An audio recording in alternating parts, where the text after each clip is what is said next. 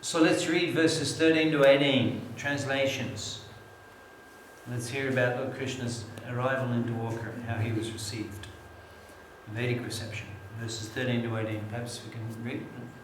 The city gateway, the household doors, and the festooned arches along the roads were all nicely decorated with festive signs like plantain trees and mango leaves, all to welcome the Lord. Flags, garlands, and painted signs and slogans all combined to shade the sunshine. The highways, subways, lanes, markets, and public meeting places were all thoroughly cleansed and then moistened with scented water. And to welcome the Lord, fruits, flowers, and unbroken seeds were strewn everywhere. In each and every door of the residential houses, auspicious things like curd, unbroken fruits, sugarcane, and full water pots with articles for worship, incense and candles were all displayed. 1617. On hearing that the most dear Krishna was approaching Dwarakadam, Magninos, Vasudev, Akurar, Ugrasena, Balaram, the humanly powerful, Pratimana, Charundesna, and Samba, the son of Jambavati, all extremely happy, abundant, resting, sitting, and dining. Text 8. They hastened towards the Lord on chariots with brahmanas bearing flowers and other auspicious items. Before there were elephant emblems of good fortune. Contrals and bugles were sounded, and Vedic hymns were chanted. Thus they offered their respects, which were saturated with affection. Conch blowing, bugles, Vedic hymns, elephants. I'd like to read text number 15 purport. Someone can read for us, please. The process of reception according to Vedic rites is not at all dry. The reception was made not simply by decorating the roads and streets as above mentioned, but by worshipping the Lord with requisite ingredients like incense, lamps, and flowers, and with sweets, fruits, and other palatable eatables, according to one's capacity. All were offered to the Lord, and the remnants of the foodstuff were distributed amongst the gathering citizens. So it was not like a dry reception of these modern days. Each and every reception of these each and every house was ready to receive the Lord in a similar way.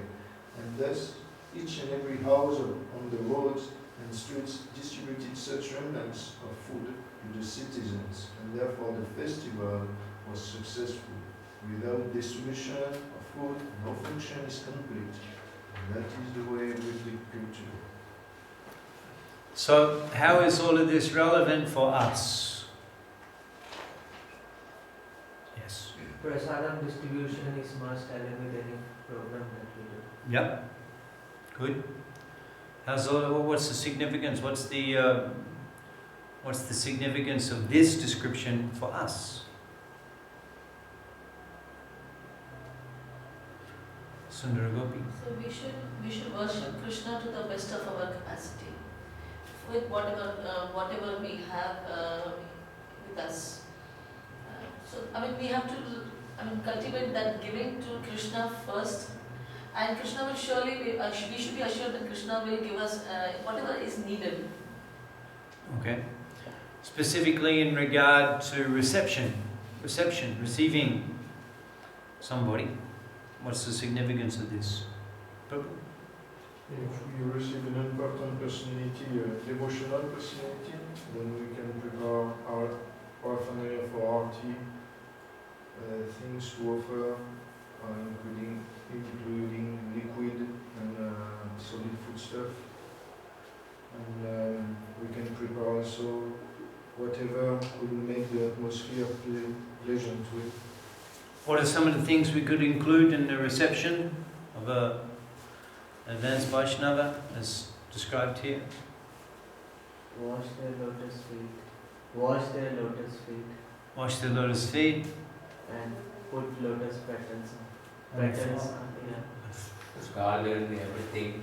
Those time they invite a Prabhupada like a reception, like what is said here. They are those time devotee of Prabhupada, disciple of this.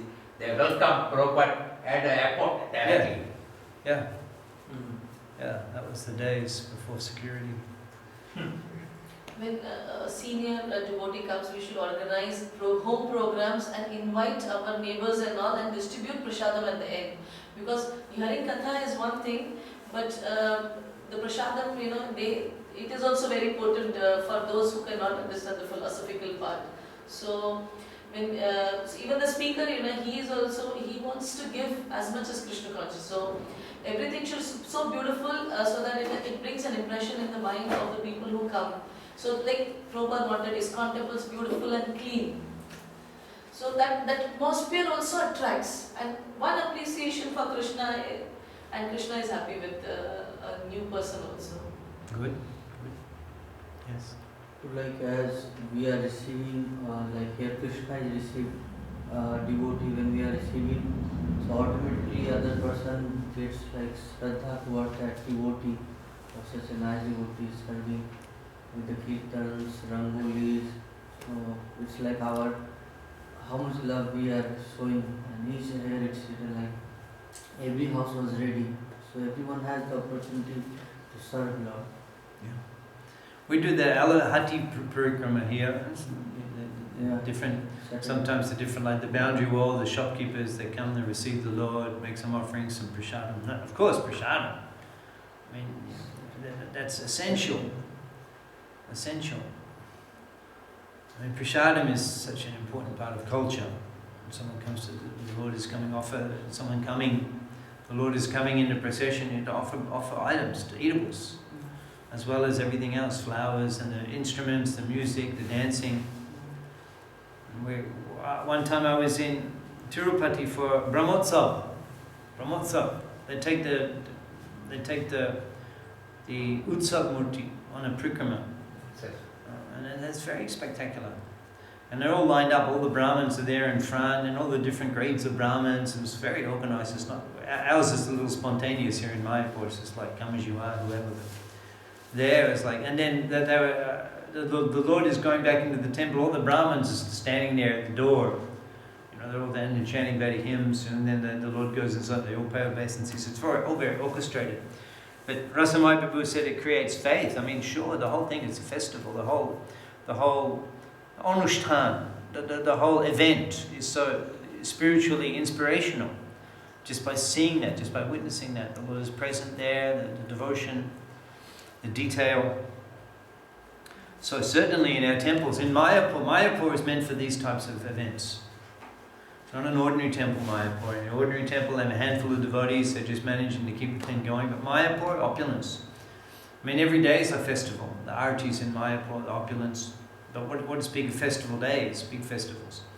There's no mutts in Mayapur that worship the way ISKCON worships on festival days. Aartis, there's nothing like the ISKCON does. You go Govardhan Puja, you go on other mutts, even if they even know it.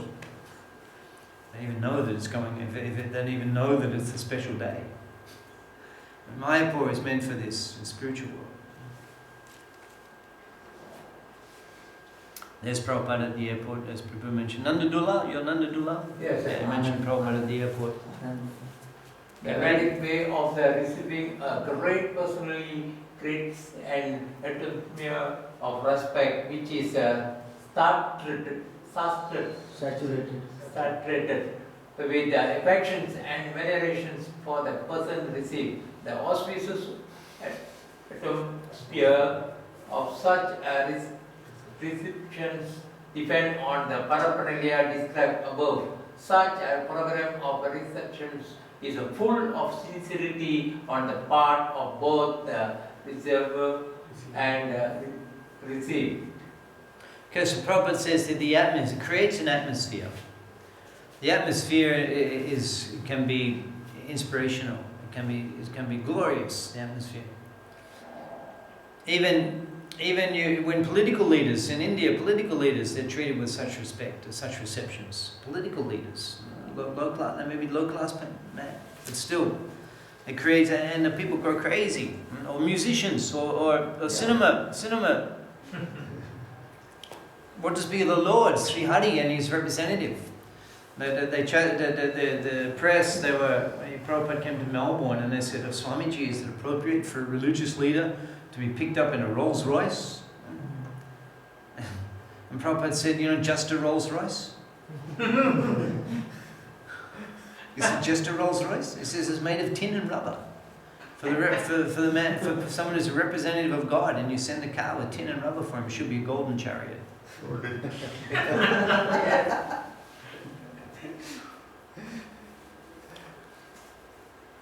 Yeah. And the atmosphere, Prabhupada says that it depends on the paraphernalia. Now, isn't that interesting? It's not just the, all good wishes, nice to see you. No paraphernalia.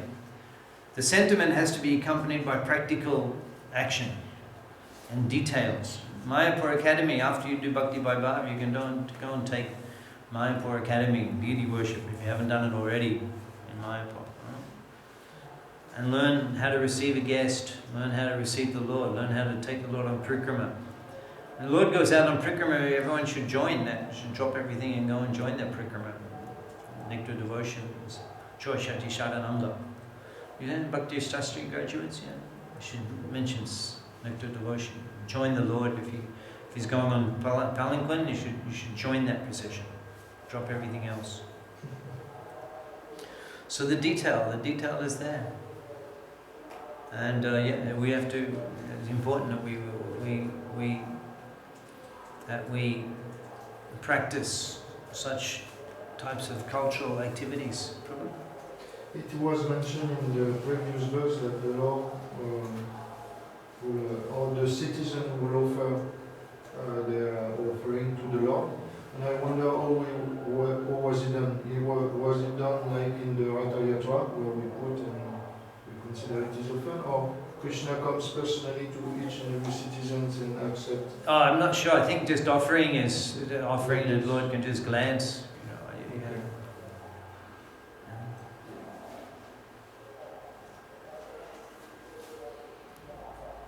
Now, text 19. Let's read the translation to text 19. At the same time, many hundreds of well-known prostitutes began to proceed on various vehicles.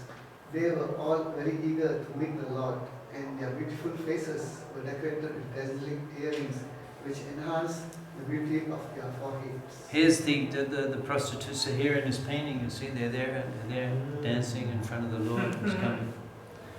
They're there in the picture too. Now, can you read from the purport where it says that we may not hate? Can you see that? This is the beginning. Someone like to read that for us? A couple of paragraphs. We may not hate. We may not hate even the prostitute if they are devotees of the Lord. Even to date, there are many prostitutes in great cities of India who are sincere devotees of the Lord. By trick of chance, one may be obliged to adopt a profession which is not very admirable in society, but that does not hamper one in executing devotional service to the Lord. Devotional service to the Lord is uncheckable in all circumstances. It is understood herewith that even in those days, about 5,000 years ago, there were prostitutes in the city like Dwarka, where Lord Krishna resided. This means that prostitutes are necessary citizens for the proper upkeep of society. The government opens wine shop, but this does not mean that the government encourages the drinking of wine. The idea is that there is a class of men who will drink at any cost, and it has been experienced that prohibition in great cities encourage illicit smuggling of wine. Similarly, men who are not satisfied at home require such concessions. And if there is no prostitute, then such low men will induce others into prostitution. It's better that prostitutes be available in the marketplace so that the sanctity of society can be maintained. It's better to maintain a class of prostitutes than to encourage prostitutes within society. The real reforming. Okay. So, ISKCON proper comments, it's better that prostitutes are available in the marketplace. What are your thoughts on that? What do you think about that? According to ISKCON, What are your thoughts on that? Prabhupada said better that prostitutes are available in the marketplace. What are your thoughts on that statement? Yes, To be honest, I don't really understand. So I need, because it was said just before that all the citizens of Dwarka already liberated associated the law. So I don't really understand why there is prostitutes. It's like to imagine that in ISKCON there is a place for prostitutes for the fallen devotees. For that? For the fallen devotees. Which one? The fallen. The fallen devotees, yeah. The So, foreign.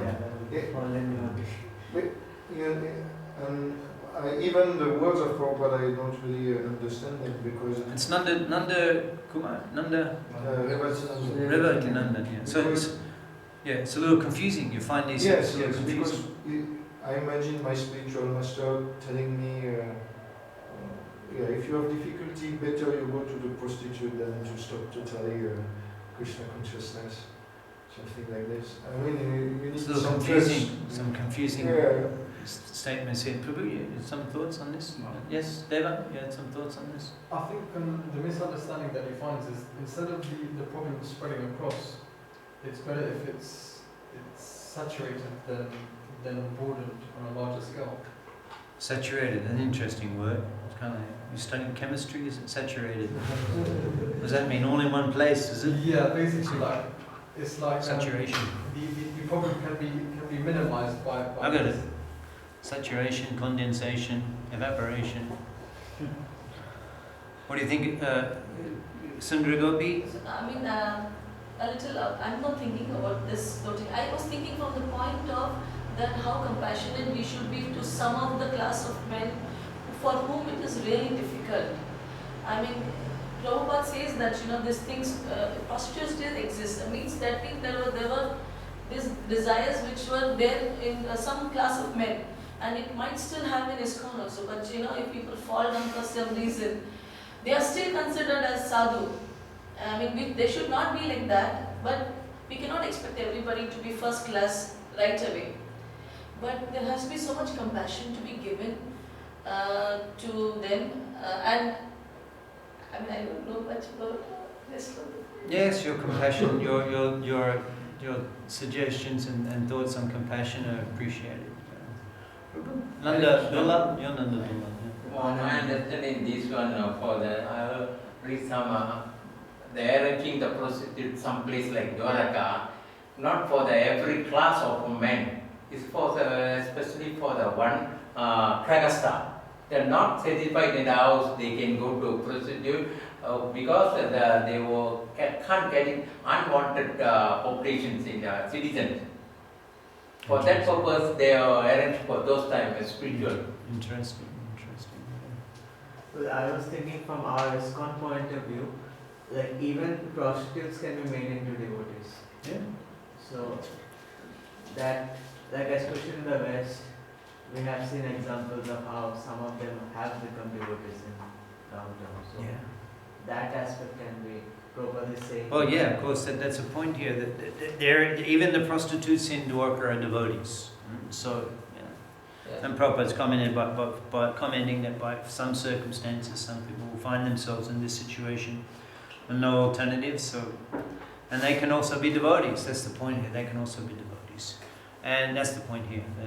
Not that we're going to have the quarter the prostitutes quarter and part of the master plan. Because Prabhupada says it's better that they're available in money. But what we can say is that better to be a devotee prostitute than a non-devotee who's not a prostitute.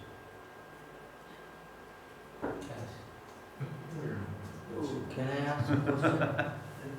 Non-devotee. What's the use of that? Because what's the use of that? At least that's the point here. That if you're not a devotee, then even your faithful wife, what's the use? What's the use? It's all going to be lost. But if you're a devotee, then even a prostitute is on the right path. Can I ask a question? Sometimes I'm not able to understand because Dwarka, as we know that devotees of Lord, how come this can be an apostle? How come? Well, it's Sukdev Goswami is describing. How come? How come? That's what can you say? Because Prabhupada, Dwarka. How come in Dwarka? Even in Dwarka, they're seeing the Lord every day. You know. Well, Prabhupada, as Nandadula commented, some men. And it's better, when Prabhupada says it's better than there's pollution in the aristocratic society. Yeah. So that's it's kind of like a release valve in society so that aristocratic first class ladies don't become polluted. I was reading recently Prabhupada saying that woman's nature is like that. Woman's nature is that they will become whatever you want to create with them. That's a woman's nature. You can create them like angels, like Gandharvas you can produce, or you can produce. They will become what you want to create, what you want them to become. A woman's nature is like that. So they'll be polluted. The chaste first-class girls will be polluted because of the unscrupulous men. They will pollute. So that's not wanted. So better than that is to have. That's what Prabhupada says when he says, means by better. Better than that. Better than having our pure first-class Kaumaris polluted by unscrupulous men. Better to have a place where they can go, and that's better. And after all, the prostitutes can be devotees. Please read. It appears that the prostitutes of Dwarka were so eager to meet the Lord for all his unalloyed devotees, and thus they were all on the path of salvation, according to the above version of the Bhagavad Gita. Therefore, the only reformation that is necessary in society is to make an organized effort to turn the citizens into devotees of the Lord, and thus all good qualities of the denizens of heaven will overtake them in their own way. Read on. On the other hand, those who are non-devotees have no good qualifications whatsoever. However, they may be materially advanced. The difference is that the devotees of the Lord are on the path of liberation, whereas the non-devotees are on the path of further entanglement in material bondage.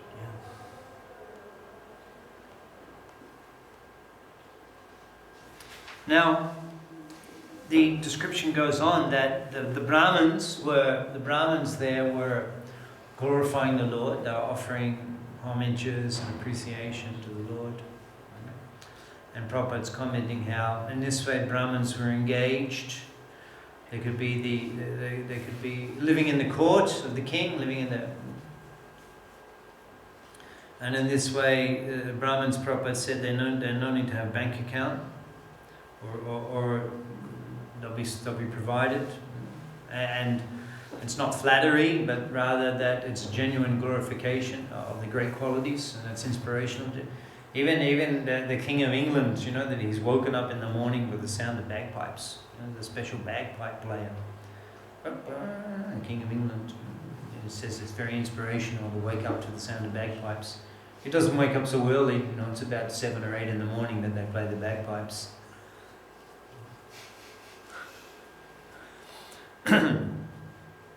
So the Brahmins can be engaged, appreciating the historians, they like the chronicles of history and the Brahmins. And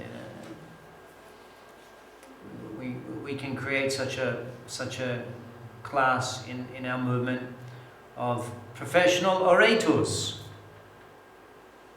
I mean, teaching's a little bit like that, you know. I mean, the Shastra is very prominent in it, but professional orators, to be speakers, professional speakers, be able to announce people, to be able to make glorification. There's so much in our lives, devotional life. Speaking in public is so prevalent activity. You're expected to be able to speak in public and speak well. How to glorify somebody. How to Anirudh Prabhu, he spoke nicely. He's genuine. He spoke some introductory words about the teacher. That's culture. That's appreciated. And he spoke nicely. Not that people just go and read something off the internet. It's just, what's the use of that? Introduction, you've got a moment to share your appreciation of the person.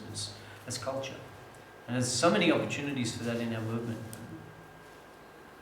I speak, so the Brahmins are there.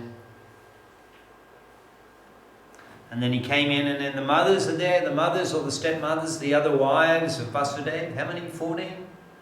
I think 14 wives. Vasudeva has not mentioned here how many wives. I think he had 14, amongst who was Devaki. But he had co-wives. And so the co-wives, how they related to Krishna? Then The stepmother. The stepmother. The stepmother. And Krishna's appreciating them and reciprocating with them in the equal way that he's reciprocating with Devaki. Milk sprang from their breasts. There, Krishna's a fully grown man. And the mother's such affection. You know that the wife of, something you don't hear so often, but you're advanced students of the Bhagavad, the wife of Subhas Thakur, her name was? Malini Devi. Yeah, so she used to breastfeed Nityananda. And he's 10 years older than Nimai anyway. Nityananda Prabhu. He was not like in his 30s, mid-30s. The confidential information there described in Chaitanya. Gopa Jati Ami, Bahut Gopagon Shange, Amr Shuk Paye Pulin Bhojan Range, in Panihati. Why Panihati is so important? Why in Panihati Raghunath Das was able to receive the mercy of Chaitanya Mahaprabhu? Immediately he was able to get extricated from his entanglement because he pleased Lord Nityananda and his associates. How did he do that? Because he arranged a picnic. Lord Chira Dahi.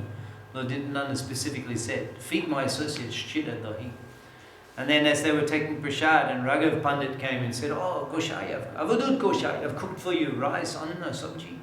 I'll take your prasadam in the evening. Gopa Jatiyami, I'm a cowherd boy. Gopa Jatiyami. Bahut Gopa Gonshonge.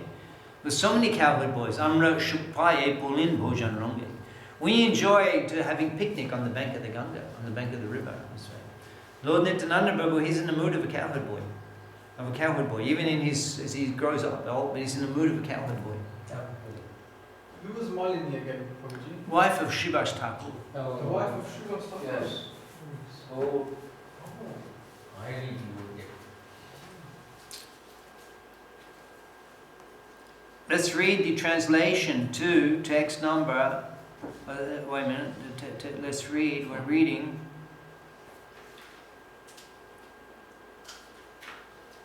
Read the verse, text 24, translation. When Lord Krishna passed over the public roads, all the ladies from the respectable families of Dwarka went up to the roofs of their palaces just to have a look at the Lord. They considered this to be the greatest festival. The greatest festival. Krishna's arrival in Dwarka, they consider a festival. They consider it the greatest festival. Prabhupada's commenting. Prabhupada first argued to Krishna Balaram in Vrindavan. Please read. Festivities in the temple of the Lord, as held generally, are like festivals performed during the manifestive days of the Lord of Dwarka. That should be the atmosphere in the temple. In ISKCON temple. Of course, in India we can experience that sometimes in our regional centers. The temples are quiet. You don't feel a festival atmosphere. But in places like Mayapur, it's quiet in Mayapur. I mean, they're never.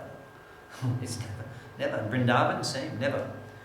So there should be a festival mood. Just like the Lord's arriving in Dwarka, that mood should be there in the temples as much as possible. Especially in the big temples in India. And therefore, Prabhupada, he opened temples. How important they are. Sometimes I reflect, what if it was just a field here in the coconut trees, a few people discussing Bhagavatam.